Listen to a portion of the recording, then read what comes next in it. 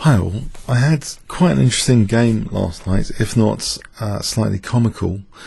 I think myself and my opponent were not playing the best moves throughout the game. It's one of those games, maybe in the leagues, people are tired and they blunder a lot, and that's part of the fun of chess. The kind of witty Tartakower once said, a game is divided into 3 stages. The first, when you hope to have the advantage. The second, when you believe that you have an advantage. And the third, when you know you're going to lose. Yes, that's a very interesting quotation. And I think a lot of these league games reflect actually a lot of Tartakower quotations in many ways. My opponent was John Cox, COX. He's the author of the Berlin Wall, so I thought I didn't really fancy playing e4. I was playing white. I didn't really fancy going into Berlin Wall territory. It's a pretty solid opening, so I thought I'd kick off with d4. And now we have d5. And I thought, no, he's going to torture me with the Slav defense, isn't he? Because I think people, they know my style of play. They want to keep it boring. That's obviously my Achilles heel. So after c4 guess spot, we have, yes, the Slav defense. Okay, I wasn't panicking too much. I thought, hold on, I know a recent Magnus Carlsen game where actually he didn't gambit this pawn, but actually kind of tried to play for an early e3, even if it means shutting out the bishop. So I played knight f3 with this idea that I'm going to sneakily try and protect my pawn as quickly as possible. So knight f6, we have e3, mission accomplished. It's not a gambit line, it's pretty modest. In fact, this structure is a bit like a French defense with e3 and d4 in reverse. So we have now the move bishop g4 pinning my knight. And I'm thinking b7, isn't that a kind of target now? It turns out, queen b3 is a popular move here. Also h3 and knight c3 have been played before quite a bit. But queen b3, I played that, it's not too bad. Now my opponent played queen b6, so I don't really want to double the pawns. I think that's giving black a bit of play. And I played a ridiculous move now. I start playing ridiculously. Usually, actually, knight c3 is played here, keeping this tension. Both players don't really want to take the queens because of this dynamic pressure. And a lot of games have gone apparently like this, e6, and now knight h4. And you might think this is a bit crazy, knight on the rim is dim, but here this bishop is stopped to going to f5, and it can carry on a bit like this, usually h3, still chasing that bishop, so trying to win the bishop, and then black's threatening knight takes g4, so the move bishop g2, and this would be a perfectly sane opening position, or I think it's about equal, so that would have been fine. But no, what I do instead is play c5, which I don't think is a particularly good move. It is mentioned by Livebook actually, only 14 games, but is mentioned as apparently being equal. But I think, yeah, black has definitely equalised. Black does not need to take here. I had some optimistic expectation that if he took, I'd get this dynamic play, and maybe he hasn't seen this idea before. But I think that's pretty unlikely, to be honest, because he's an IM. So I think he would have seen this idea of undoubling the pawns and getting a nice position. No, his idea now, after c5, is just to play queen c7, and mission accomplished, really. I've kind of released central tension. This seems to be a weak opening for sure. Anyway, I carry on with knight c3. And now after knight bd7, I really play a Mr. Bean move. This is unbelievable opening move now. So at move 8, it's not a particularly good position, completely out of Livebook. Black's kind of fully equalised. If bishop e2, black can just even maybe play a straight e5 soon. It seems very logical, and then maybe e4 and gain a really aggressive position. I had some dream that I was going to have knight e5 and f4, so I played the move knight e5. It's a ridiculously optimistic move again, because I'm kind of thinking, well, if the bishop moves, then maybe I'll play f4, and it's kind of a nice bind, even though I've weakened e4. But if I wanted to play like this, I should have actually done it earlier, not instead of knight c3. Some other people have also had the same idea. There's 12 games from here, but with much better implementation, to play knight e5 here without knight d7. So bishop f5, knight c3, and we have a slightly different position now with f4, a safer way of arriving at this, but it's a totally equal position. It's not really a big deal for black. Good control over e4. But now the way I've played it with knight c3 first, knight bd7, black's basically saying e5, e4, thanks very much. I play knight e5 now, but this is a way of actually giving black a clear, big advantage. Black just takes on e5, and so my pawns have been split. This is weak, this is weak. Of course he can't take here because of this. That'll give me something anyway to play with. But knight d7, simple retreat. I thought, hold on a sec, what on earth have I done here? I had some vague idea that maybe f3 if the bishop moved here, maybe e6, but this doesn't have to happen. Also, I thought, maybe f3 knight takes, there's queen b4, possibly queen b4, but even that, it gets a bit complicated. e6 threatens knight d3, winning the queen. So yeah, I think I made a mess of the position. I thought maybe black could have played knight takes c5 even. Actually, knight takes c5, queen b4. I'm on g4. But anyway, this is a weak position in any case. Bishop f5 was played here, and I'm dropping a pawn. It's a total opening disaster. It really is. I've got a ridiculously bad position with white. I've moved far too many pawns. I'm actually losing a pawn. But there's a big upside to this, and this is where the Tartgoer quotation is relevant, because Tartgoer indicated, the game is divided into 3 stages. This is the stage where the opponent he hopes he has a big advantage, and he actually really believes he has an advantage, and it is actually a big advantage. It is an extra pawn. So e4, d takes, but I slip in bishop c4, so I'm on f7. But this is parried with e6, and again I'm just in a terrible position now after f takes e4. I've got weaknesses everywhere. The bishop retreats to g6. I thought, okay, I'll try and make this into some sort of weird gambit. Well, that's the only thing I can do. I'll try and hold on to e5. So bishop f4. I was expecting knight takes c5 here, but actually bishop takes c5 was played, which stops me casting kingside. And okay, I thought, okay, I'll try and use this battery. I'll play first h6 though to try and provoke a weakness. So, sorry, h4. So h6 was played, and I thought, hold on a sec, can't I play bishop takes e6 here? Isn't this a loose piece? So I played bishop takes e6. Now, clearly, if taking, yes, there's a loose piece, queen takes, and then taking here on g6. That would be fun.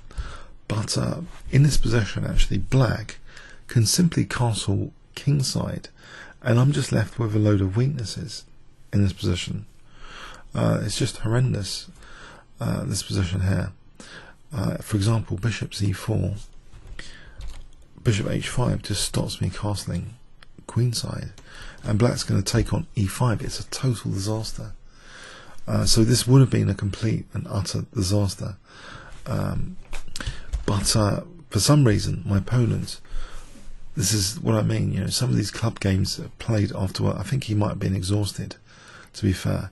He actually castled queenside, and this actually isn't so clear cut for having a gigantic advantage. What I do is retreat the bishop now, keeping the pin on that knight.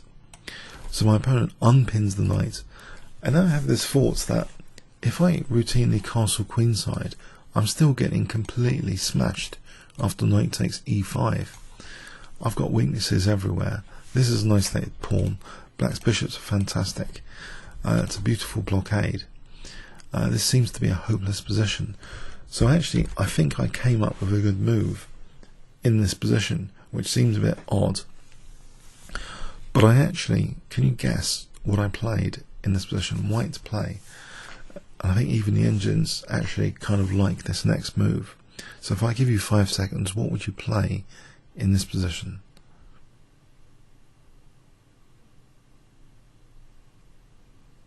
Okay, I actually took time out to play bishop takes d7. I wanted to stop this knight takes e5. It's radical. Now if queen takes, then clearly e6 check is a nuisance, winning the queen. So rook takes d7 was played. And I thought, hold on a sec, this is quite good, this idea, if only the bishop was protected. So I'm wondering though about rook f1. But at first I thought, hold on, why don't I slip in another move, h5, to push the bishop over here. So h5, bishop h7, and now rook f1, threatening e6, which might be useful to try and win actually f7. And I actually thought, I had this idea, aren't I back in the game here? Surely this wasn't intended, this position. Even though I haven't castled, I seem to be violating a lot of principles of chess so far, and it has been previously a disastrous opening. This particular position after rook f1 seems as though I've kind of punished castling queenside quite effectively, and my opponent plays now rook d3. I'm wondering, why on earth has he played rook d3? There's like loose pieces here. I think rook d4, and again it would be at least equal. You know, this position is bishop d6. So say we have this. Mind you, it gets a bit tricky here because I'm threatening mate, but maybe that was the concern. We could carry on like this, queen a3, and maybe if I'm lucky I'll get a good ending like this, a good rook and pawn ending. So that's something at least. But my opponent played this rook d3 instead. So we have this, instead of rook d4, I think that would have been a very good move, stopping castling queenside, and also ready to react e6 with bishop d6. It would have been a very good move, pressure on e4 as well. So yes, I think that would have been a very good move, but rook d3 was played.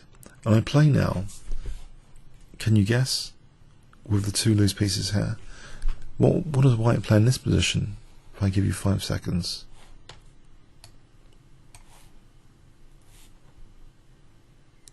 Okay, I play queen c4, just hitting both.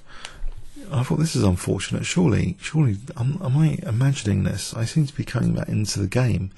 I thought, am I having a dream? Is this actually reality, or is this actually happening? That I'm actually playing queen c4 here, and seem to have what seems to be a decent position against an IM. So rook e3 check was played here. I thought, this is the wake up call, because actually black's bishops look still quite nasty. I can't really afford not to take this. I'll be asking for trouble, e.g. check, winning the queen. So better take this. Bishop takes e3. Bishop takes e3. And I thought, yeah, I'm still in a bit of trouble here, because after e5 drops, surely there's queen g3 and my king's in the center. What can I do about this? Well, I try and evict the bishop. Rook f3, bishop g5. It turns out, by the way, that maybe I can afford to allow queen takes e5, even though it looks scary. It seems rook takes f7, queen takes e5. It seems this might be possible, rook d1, just to try and double rooks. For example, check, which seems scary, king f1, and maybe it's not so terrible. Actually, I'm not getting mated thanks to the rook, so it's not entirely terrible, it seems. and I might have some opportunities coming up soon. So also another idea after rook takes, queen takes, rook d1. Say rook c8 here, bishop g8. This position is interesting. What's going on, you might ask? This is protecting this. You might ask about b7, but queen b4 might even be stronger, threatening mate. And after b5, rook takes g7. And even though the white king's in the center, it's again, it seems as though I'm not being mated.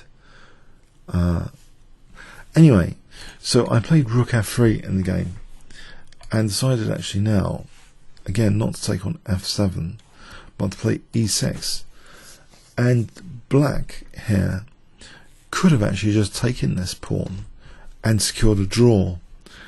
For example, just taking the pawn, queen takes. Queen h2 is really annoying, with the king stuck in the center, and bishop h4 check. This at least must be equal. For example, king f2 check, and we got, you know, perpetual check at least. It's just too dangerous for my king. But in the game, f6 was played. To be fair, I think John must have been exhausted. It was a home match for me and a away match for him. Maybe a long travelling, a long day, because yeah, this is leaving this dangerous passed pawn here. But not only is it passed pawn, it supports the d7 square, and it's this virtue that I use, rook d1, supporting rook d7. So we have rook e8, rook d7, queen b6, and this is scary, queen g1. But it turns out I can defend and attack in this position with my next move. Can you guess? White to play here if I give you 5 seconds, starting from now.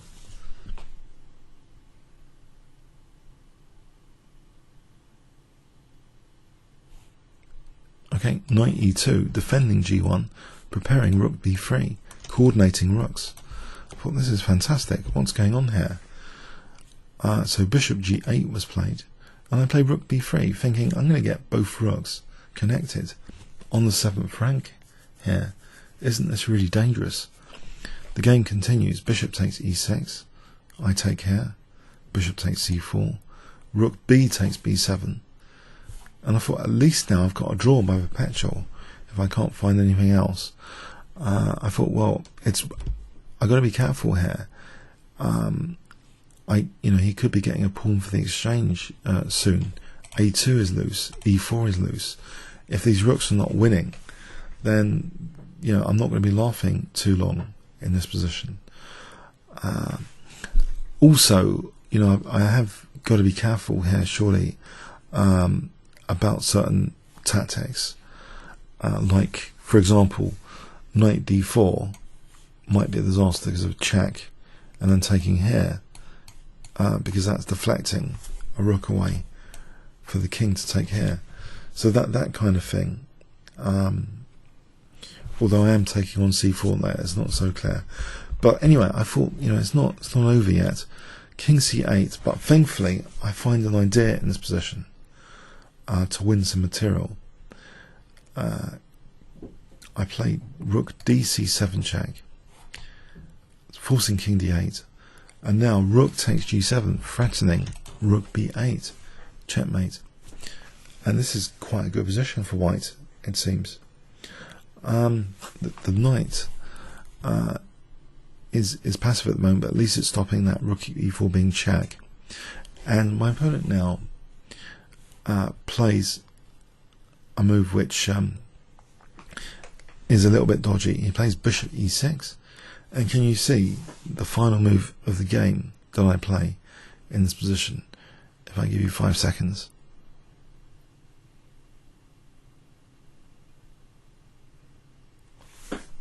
Okay, knight d4.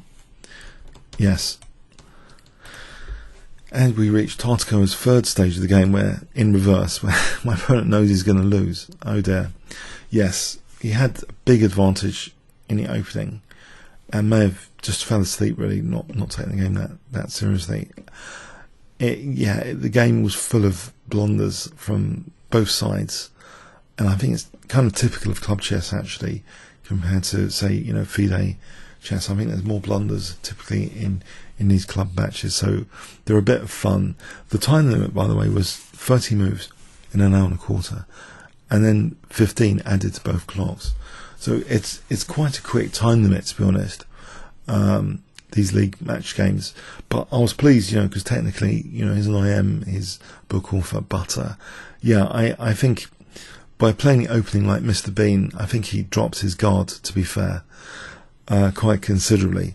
So sometimes, I think Tarsko is right that, especially if you become, complacent, if you've got a big advantage in the opening, I think it's easy to become complacent, because we're all human. We're prone to kind of relaxing, perhaps, when we don't feel the need to to be at full pelt. Okay, I hope you got something from that. Comments or questions on YouTube? Thanks very much.